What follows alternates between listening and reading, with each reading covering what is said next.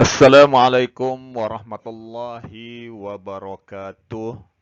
Selamat pagi dan salam sejahtera.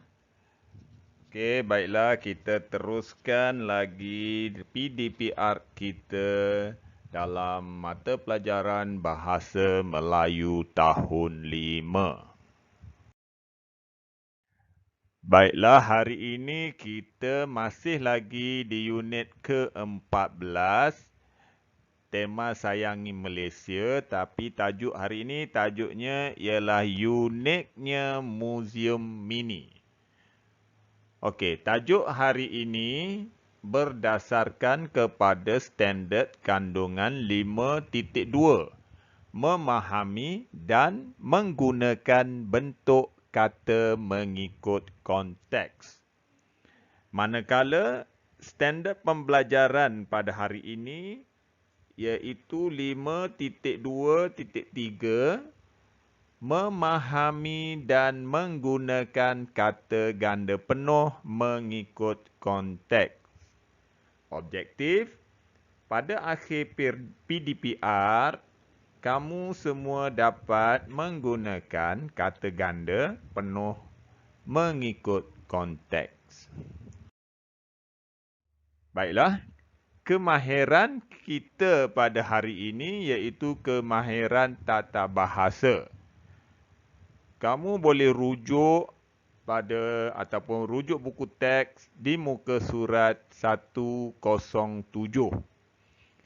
Aktiviti kita pada hari ini iaitu mengenal pasti dan melengkapkan teks dengan kata ganda penuh yang sesuai.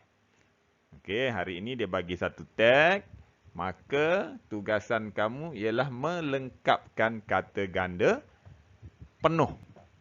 Okey. Okey, kalau sudah bersedia, kita tengok maklumat yang ada pada muka surat 107.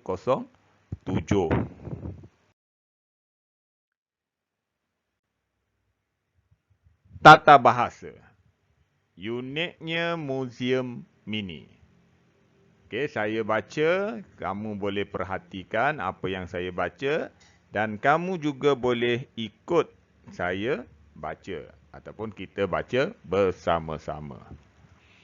Semasa di kampung, Afifi dibawa oleh datuknya ke muzium mini yang diusahakan oleh penduduk kampung. Wah, sungguh kreatif penduduk di kampung ini. Betul, Afifi. Pembinaan muzium mini ini hasil usaha mereka secara sukarela. Rumah ini ialah sumbangan penduduk. Bendera-bendera di sekeliling sudut pameran sumbangan daripada pelbagai pihak. Para pelajar institusi pengajian tinggi pula gigih menghias muzium ini.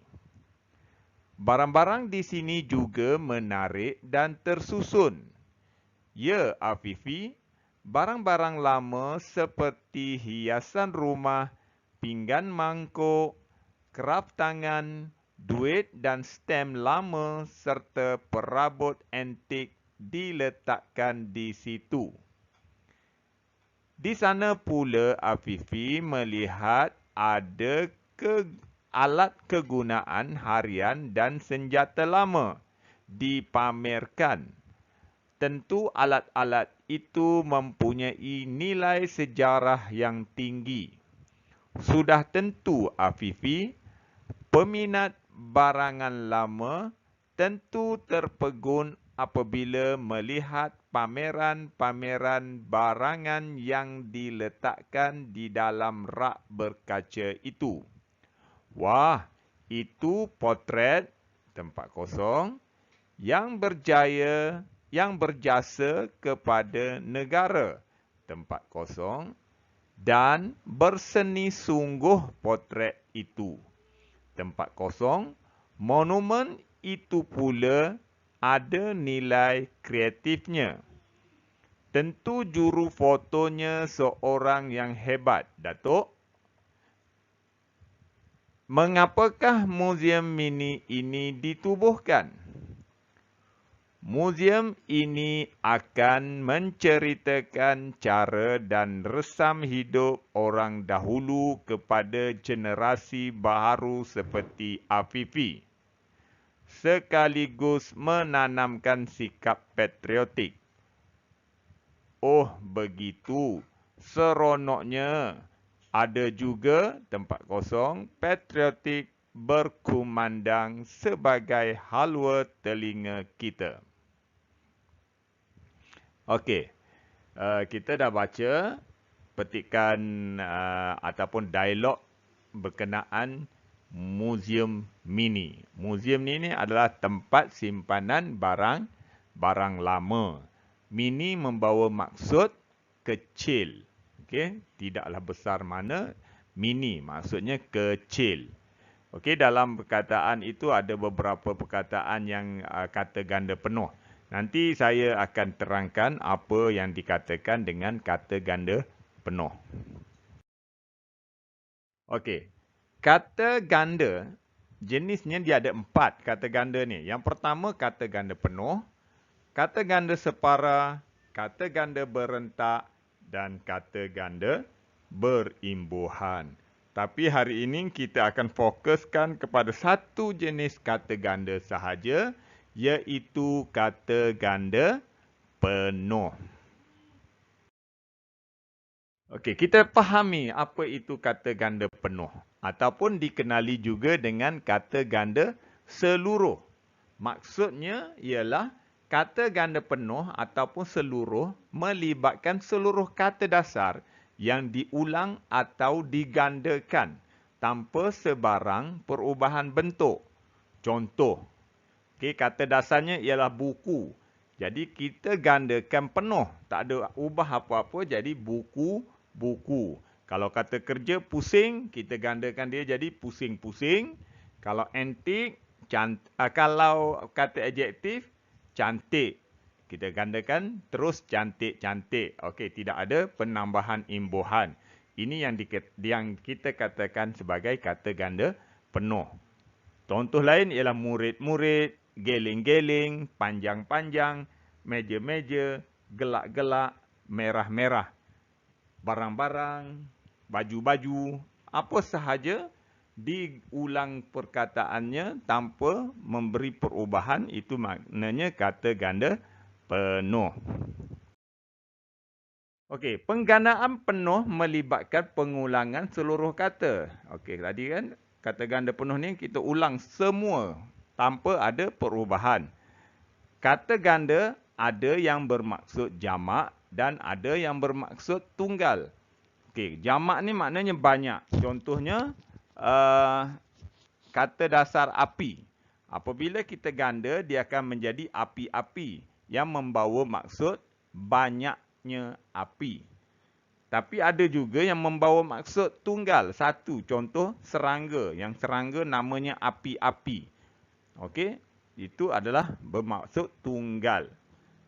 Yang kedua, contoh yang saya bagi ialah kuda-kuda. Maksudnya banyak ekor kuda. Tapi ada juga yang membawa maksud satu. Kuda-kuda yang membawa maksud kayu penyangga. Okey, contoh lain anak-anak. Kata dasarnya anak digandakan jadi anak-anak, maknanya banyaknya bilangan anak.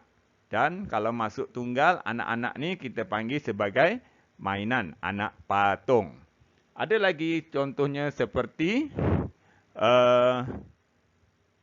agar-agar.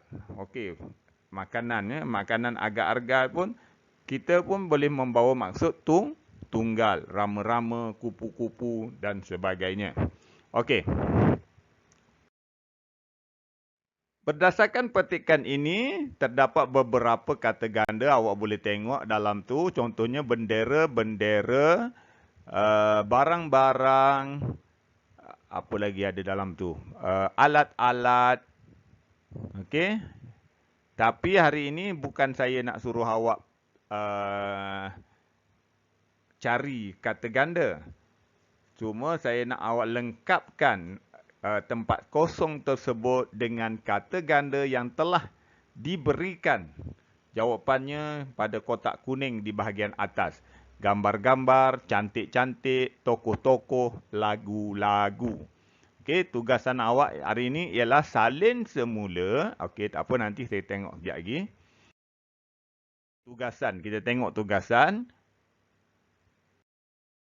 Kamu hari ini ialah salin semula petikan dialog tersebut dan isikan tempat kosong dengan jawapan yang diberikan. Okey, itu sahaja. Salin dan isi tempat kosong dengan jawapan yang diberikan. Okey, itu saja untuk hari ini. Semoga kamu semua dapat menyiapkan tugasan pada hari ini juga dan hantar tugasan kepada saya. Sekian, terima kasih. Assalamualaikum warahmatullahi wabarakatuh.